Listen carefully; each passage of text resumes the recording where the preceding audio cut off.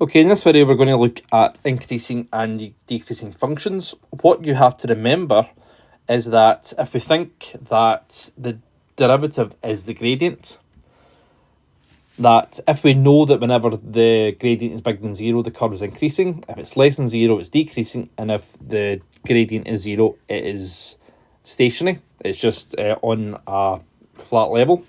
The same can be said for dy by dx. So for any curve, if dy by dx is bigger than 0, then we can say that it's going to be increasing. If it's less than 0, we say that it's decreasing. And if dy by dx is equal to 0, then that's when it's stationary. That's when we have our stationary points occurring. If a function is always increasing or decreasing, then it's said to be strictly increasing or decreasing. So for example, that's when we have cubic curves that look like that or that. Okay, so they go up, they are stationary, and then they carry on up again, and the same if they're going down. So let's have a look at this. Example 13, it says, state where the function f of x equals x cubed minus x squared minus 5x plus 2 is increasing, decreasing, or stationary. So first thing we need to do here, we're talking about the derivative here. We're talking about functions increasing or decreasing, or again stationary. Therefore, we must differentiate. If I was to sub my x values in just now, I would get a corresponding y value. But if I differentiate and find that f dash x is equal to 3x squared minus 2x take away 5, if I sub my values into the derivative, that doesn't give me the corresponding y value, that gives me the gradient, which is the derivative, which is the rate of change. So I can say when x equals 0, f dashed of 0 is equal to 3 times 0 squared minus 2 times 0 take away 5. So that's going to give me minus 5. So since my derivative is negative, I can say therefore it's decreasing when x equals 0. Okay, I can do all this without even having to draw the curve out. All I need to do is differentiate and sub my x value in and look at the sign before the number. Okay, let's do the same whenever we have 1.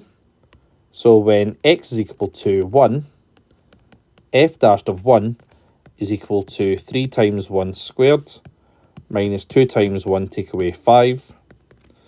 So that will be 3 take away 2 take away 5, which is minus 4. So again, it's also decreasing when x equals 1. And finally, let's do it for 2. So when x is equal to 2, work out f dashed of 2. It's going to be 3 times 2 squared minus 2 times 2 take away 5. So it's going to be 12 take away 4 take away 5, which is going to give me 3. So it's positive, therefore it's going to be increasing.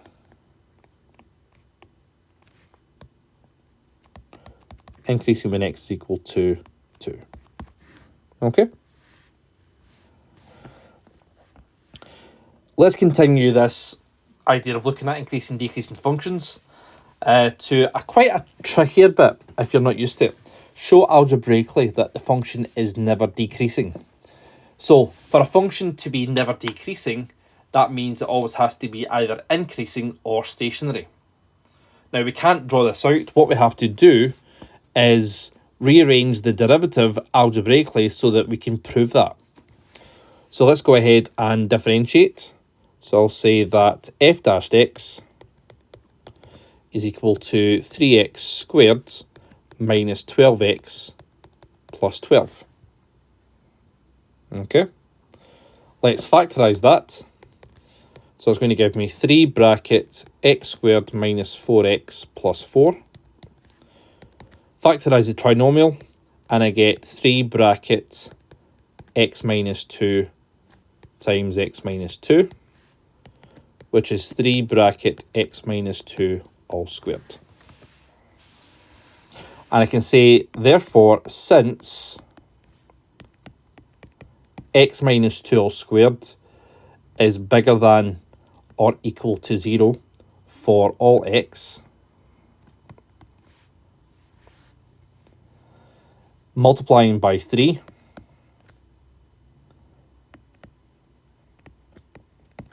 keeps it positive or 0. Therefore, curve is never decreasing. So all you need to do here is put it into a format that undeniably no one can ever say, yeah, that is going to be decreasing. So it doesn't matter what value of x you put in. You could put minus 1 trillion into the bracket there for x, take away 2, but as soon as you square it, it becomes positive. Multiply it by 3, it becomes even more positive. Okay? Example 15. It says, find the intervals in which the function is increasing or decreasing. Okay, so in order to look to see what's the behaviour of the curve, it's a good idea to look at a nature table. So let's go ahead and differentiate this.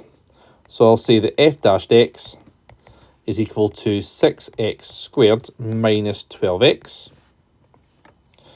So it's stationary points when f dashed x is equal to 0. So 6x squared minus 12x is equal to 0. So that'll be 6x, I'm going to factorise it. X minus 2 equals 0. So x is 0 and x is 2. Now I don't need to find any corresponding y values. I just want to know when this is increasing, decreasing, so I can go straight to my nature table. So we're going to be approaching 0, approaching 2 and leaving 2. Put in my derivative and the shape of the curve that we're going to get. Pick values before, between and after. So I'll say minus 1, 1 and 3. Put in my zeros. So whenever I have a value of negative 1, if I sub negative 1 into my f dashed x, it's going to give me 6 plus 12, which is 18. So it's going to be positive. If I sub 1 in, it's going to be 6 take away 12, which is minus 6. So it's negative. And if I put 3 in, it's going to give me 54 take away 36, which is positive. So it's going to be up, along, down, along, and up. So looking at the shape of the graph, or even the line above, it tells us when is it increasing or when is it decreasing. So it's increasing before the first stationary point and after the second stationary point, and it is decreasing between the two stationary points. Okay, I'll do that in black to make it stand out. Okay, so I can say curve is increasing. Now it's before we get to that x value of 0, so I can say it's whenever x is less than 0, all values of x less than 0 mean that it's increasing, and for all values of x bigger than 2. We can't include 0 and 2 because that's when it's stationary. Curve is decreasing